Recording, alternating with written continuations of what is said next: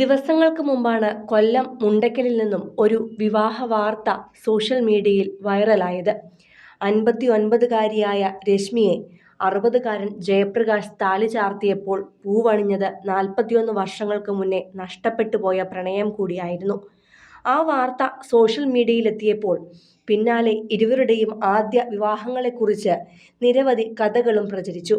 എന്നാൽ ഇപ്പോഴിതാ യഥാർത്ഥ സത്യം എന്താണെന്ന് വെളിപ്പെടുത്തിയിരിക്കുകയാണ് രശ്മിയും ജയപ്രകാശും തന്നെ. കൃത്യം 18ാം വയസ്സിൽ വിവാഹിതയായ രശ്മിക്ക് 2 പെൺമക്കളാണ് ജനിച്ചത്. അതിൽ മൂത്ത മകൾ ഫുഡ് കോർപ്പറേഷൻ ഓഫ് ഇന്ത്യ മുംബൈയിൽ അസിസ്റ്റന്റ് മാനേജറായി ജോലി ചെയ്യുകയാണ്. രണ്ടാമത്തെ മകൾ കൊല്ലം വിമൻസ് കോളേജിൽ അസിസ്റ്റന്റ് പ്രൊഫസറുമാണ്. ഇതിൽ രണ്ടാമത്തെ മകളുടെ ഭർത്താവിന്റെ പേര് സെന്തിൽ എന്നാണ്. മൂത്ത മകൾ ഇപ്പോഴും അവിവാഹിതയാണ്. രശ്മിയുടെ ഭർത്താവ് വർഷങ്ങൾക്ക് മുന്നേ തന്നെ ഉപേക്ഷിച്ചു പോയതായിരുന്നു. അതിനുശേഷം 2 മക്കളെയും വളർത്തിയതും പഠിപ്പിച്ചതുമെല്ലാം രശ്മി തന്നെയാണ്.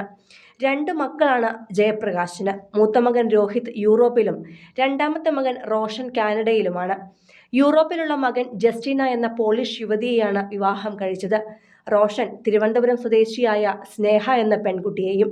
സന്തോഷകരമായ ദാമ്പത്യമായിരുന്നു ജയപ്രകാശിന്റെയും ഭാര്യയുടെയും. എന്നാൽ അപ്രതീക്ഷിതമായാണ് ഭാര്യയ്ക്ക് കിഡ്നി രോഗം ബാധിച്ചതും അത് മറ്റ് അവയവങ്ങളെയും കീഴടക്കുകയും ചെയ്തത്. തുടർന്ന് 3 ദിവസത്തോളം ICUവിൽ കിടന്ന ശേഷമാണ് ഭാര്യ മരണത്തിനു കീഴടങ്ങിയതും. അതിനുശേഷം മക്കൾ 2 പേരും വിദേശത്തായതോടെ തനിച്ചായിരുന്നു ജയപ്രകാശ് നാട്ടിൽ. ഇതോടെയാണ് മക്കളും മരുമക്കളും എല്ലാം ചേർന്ന് വിവാഹത്തിന് മുൻകൈയെടുത്തതും.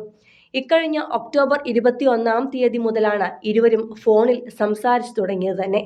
അതെല്ലാം മക്കളുമായി പങ്കുവച്ച ഇരുവരും പതുക്കെ വിവാഹം കഴിക്കാമെന്ന തീരുമാനത്തിലേക്കും എത്തുകയായിരുന്നു. കുട്ടിക്കാലം മുതൽക്കേ പരിചയമുള്ളവരായിരുന്നു രശ്മിയും ജയപ്രകാശും. എന്നാൽ ജീവിത സാഹചര്യങ്ങളിൽപ്പെട്ട് ഇരുവരും 2 വഴിക്കായി. അയൽക്കാരായിരുന്ന ഇരുവർക്കും കുട്ടിക്കാലം മുതൽക്ക് തന്നെ പരസ്പരം ഇഷ്ടമായിരുന്നു. എന്നാൽ അന്ന് ആ പ്രണയം വീട്ടുകാരോട് പറയാനും വിവാഹത്തിലേക്ക് എത്തിക്കാനുമുള്ള ധൈര്യമൊന്നും ഉണ്ടായിരുന്നില്ല. ഒന്നും ചെയ്യാൻ സാധിക്കാതിരിക്കവെയാണ് കൃത്യം 18ാം വയസ്സിൽ തന്നെ രശ്മി വിവാഹിതയാകുന്നത്. അന്ന് 19 വയസ്സുകാരനായിരുന്നു Jayaprakash.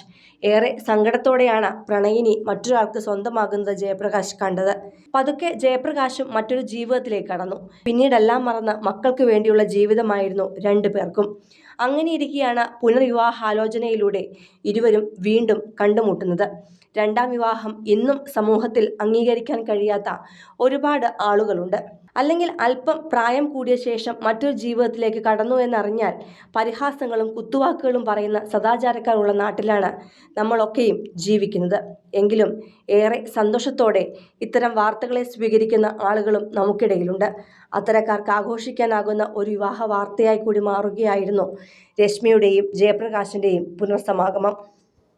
Cinema, fashion, life style വാർത്തകൾക്കായി മലയാളി ലൈഫ് സബ്സ്ക്രൈബ് ചെയ്യൂ.